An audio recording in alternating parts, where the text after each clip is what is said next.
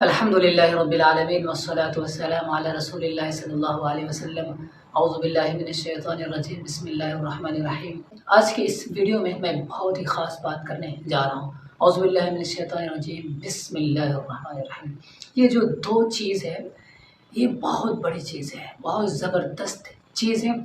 یہ پورے کائنات کی تاریخ ہے، کائنات کی داستان اس کے اندر پوشیدہ ہے، اور اس میں کائنات کے رہنے کے اصول ذکر ہیں۔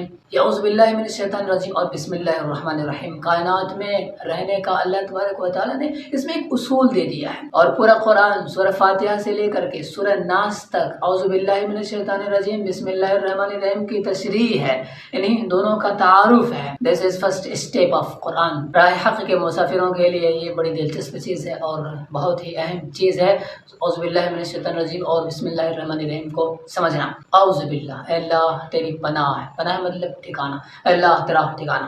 اب ذرا آپ خود سوچئے، جس کو اللہ کا ٹھکانہ مل جائے، اللہ کے یہاں اس کو ٹھکانہ مل جائے، ٹھکانہ مطلب رہنے کی جگہ، جس کو اللہ کے یہاں رہنے کی جگہ مل جائے تو پھر وہاں کسی شیطان، کسی دشمن کا کبھی گزر ہو سکتا ہے؟ یہ امپاسبل اور ناممکن چیز اور بات ہے۔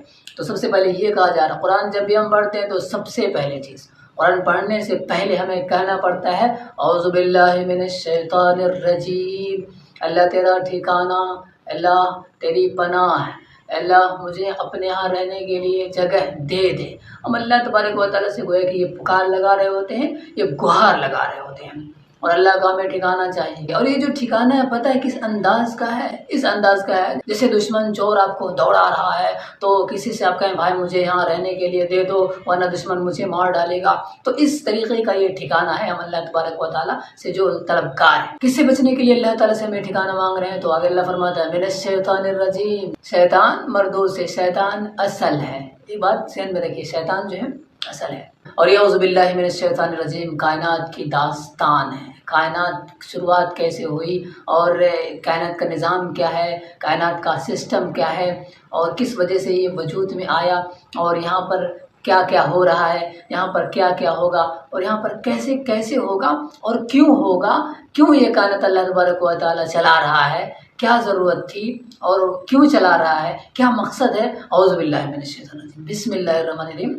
سمجھ لیجیے کائنات کی ایک تاریخ ہے، کائنات کی داستان ہے۔ یہ جو کائنات ہے صبح شام ہو رہا ہے، دن تاریخ مہینے عدل بدل رہے ہیں، موسم ہر چیز کا رواں دواں ہے، ان سب داستان کے پیچھے اعوذ باللہ من الشیطان الرجیم یہ راز ہے۔ ان سب داستانوں کو اعوذ باللہ من الشیطان الرجیم بڑے کلیئر انداز میں بیان کرتا ہے۔ انسانوں کا آپ سمجھتے اعوذ باللہ من الشیطان الرجیم ہے کیا؟ میں تو کہتا ہوں کہ اعوذ باللہ من الشیطان الرجیم یہ پوری کی پوری انسائیکلوپیڈیا ہے، کائنات کی انسائیکلوپیڈیا۔ اعوذ باللہ من الشیطان الرجیم سے اللہ تبارک و تعالیٰ نے گویا کہ کائنات میں تمام چیز جو کچھ ہو رہا ہے، جو کچھ ہوگا، جو کچھ چل رہا ہے، اللہ تبارک و تعالیٰ نے سب کا ایک تصور دے دیا ہے، اور اللہ نے قرآن مقدس کا ایک تعارف کرا دیا ہے کہ قرآن میں کیا کیا باتیں آئیں گی، کیا کیا باتیں ہوں گی۔ تو سب سے پہلے اعوذ باللہ، اے اللہ تیری پناہ، اللہ، اور دوسرے نمبر پر بسم اللہ الشیطان الرجیم، شیطان۔ کائنات کا جو ایسا نظام ہے، کوئی مرتا ہے، کوئی زندہ ہوتا ہے، کوئی اچھا ہے، کوئی برا ہے، یہاں پر اچھی بھی چیزیں ہیں، بری بھی چیزیں ہیں، تو یہ سب کچھ اللہ کی مشیت سے ہے، اللہ کی چاہت سے ہے،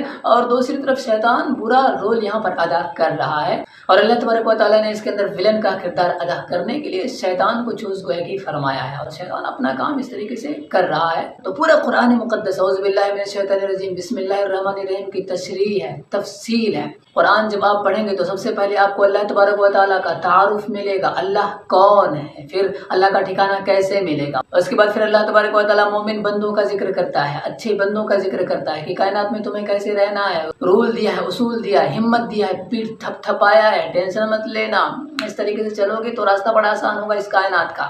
اس کے بعد اللہ تبارک و تعالیٰ شیطان کا ذکر نہیں کرتا ہے، حالانکہ اعوذ باللہ من الشیطان الرجیم میں سب سے پہلے اللہ تعالیٰ نے اپنا پھر شیطان کا ذکر کیا ہے، لیکن جب آپ قرآن مقدس پڑھنا شروع کریں گے تو اللہ تبارک و تعالیٰ شیطان کا ذکر بہت بعد میں کیا ہے۔ پہلے اللہ تبارک و تعالیٰ نے اپنا تعارف کرایا ہے، اللہ کا ٹھکانہ کیسے ملے گا اس بات کا ذکر کیا ہے، پھر نیک بندوں سے مخاطب ہوتا ہے کہ کائنات میں تمہیں اس طریقے سے رہنا ہے، پھر اللہ تبارک و تعالیٰ ایسے لوگوں کا ذکر کرتا ہے، شیطان جن کو اپنا مہرہ بناتا ہے، شیطان جن کی وجہ سے اور جن کو سبب بنا کر کے اپنا کام کرواتا ہے، پھر ایسے لوگوں کا، ایسے بندوں کا اللہ تبارک و تعالیٰ ذکر فرماتے ہیں۔ ذرا غور کیجیے گا، اللہ تبارک و تعالیٰ ڈائریکٹ شیطان کا ذکر نہیں کرتا ہے، جبکہ اعوذ باللہ من الشیطان मिनश्शैतानिर रजीम में अल्लाह तबारक व तआला ने डायरेक्ट शैतान का जिक्र किया है, लेकिन कुरान आप पढ़ेंगे तो शैतान का जिक्र काफ़ी बाद में करता है।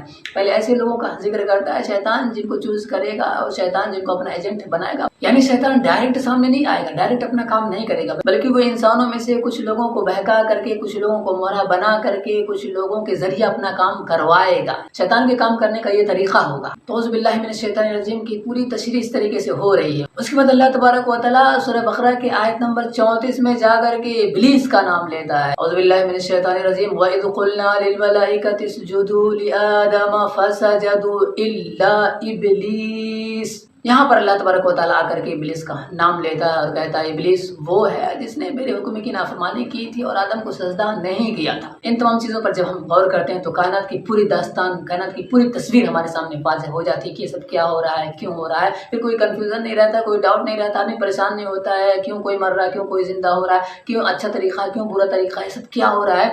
जो बंदा इन तमाम चीज़ों पर गौर करेगा, इसको समझेगा, वो इंशाल्लाह कन्फ्यूजन में नहीं रहेगा, डाउट में नहीं रहेगा, उलझन में नहीं रहेगा। उसके सामने कायनात बिल्कुल साफ होगी, वाज़ेह होगी कि क्यों हो रहा है और कैसे हो रहा है, क्या मकसद है। तो बहरहाल अब आखिर में औज़ु बिल्लाहि मिनश शैतानिर रजीम, अल्लाह तेरी पनाह है, अल्लाह तेरा ठिकाना शैतान से, शैतान मर्दूद से, शैतान से हमें बचा लेना।